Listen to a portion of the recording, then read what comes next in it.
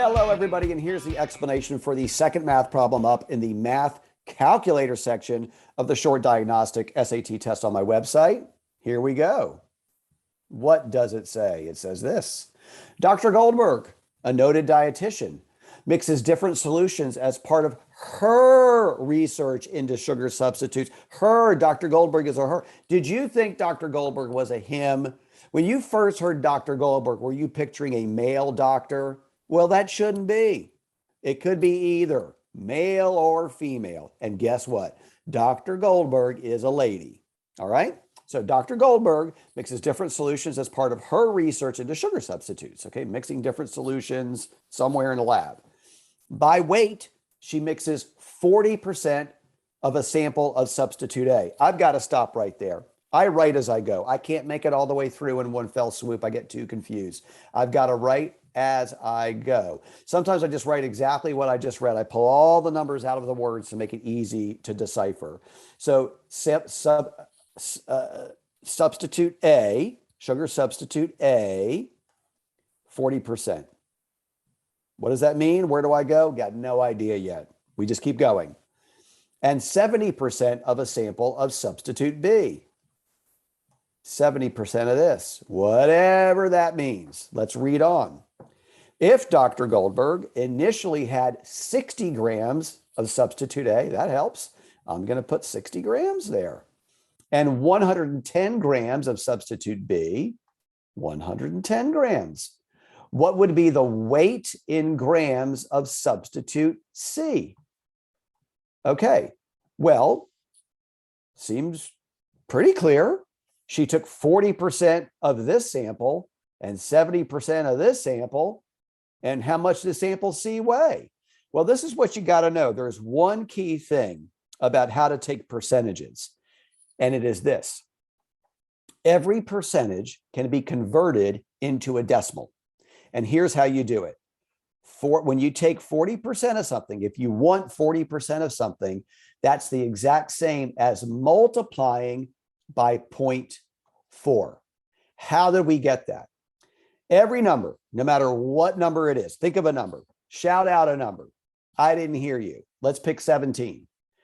But every number actually has a decimal right there. We don't write it because we don't need to, but it has a decimal. We do write the decimal when we write other numbers afterwards. But if it's a whole number like 17, we don't write the decimal, but it's still there. When we take a percentage, okay, we're going to take that decimal and move it to the left 2 times. We're going to write the decimal again, and we're going to forget the first decimal. And that's what we multiply by. So 40%, I didn't give myself enough room. 40, remember the decimal, percent. I'm going to move the decimal over twice. I write the decimal, I forget that decimal, and that means I multiply by 0.4. Now, with single digits, you do the same thing. Don't get confused, but there's one tiny little extra step. With single digits, let's say I wanted to take 8% of something. Remember, I got to write my decimal. I'm going to go over twice, but I've got to fill in this space with a 0. So my new decimal goes there. I forget that decimal, right? Because I don't have a number there, but I still move it over twice, but I got to fill that in. So finding 8% of something is the same as multiplying by 0.08. All right. That's how that works. Now let's get back to this.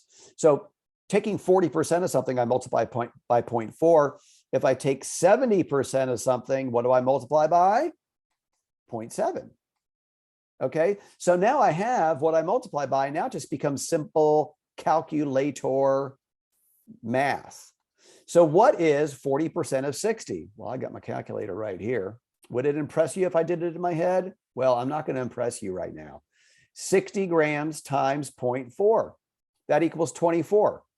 So this gets to, how about that? 24 grams.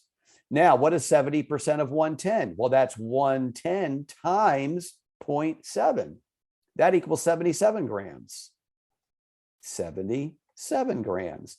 What does it ask? What would the weight in grams be of substitute C? Well, I'm going to add that. I can do that in my head. 90 and 11 is 100. 101 grams. I didn't even look at the answers. Boy, am I praying there's a 101 over there. Y'all look first. Is there a 101? I'm scrapping this whole thing if there's not a 101. There is. It's answer C, and I happen to know answer C is correct because I'm the one that set this test up. That is that. Did that clear it all up for you? Hope you enjoyed it. You got any questions? Write me, email me.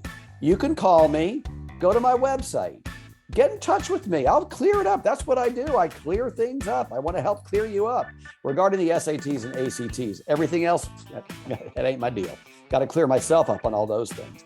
But SATs, ACTs, I'm here for you. All right? Hope you enjoyed it. I'll see you.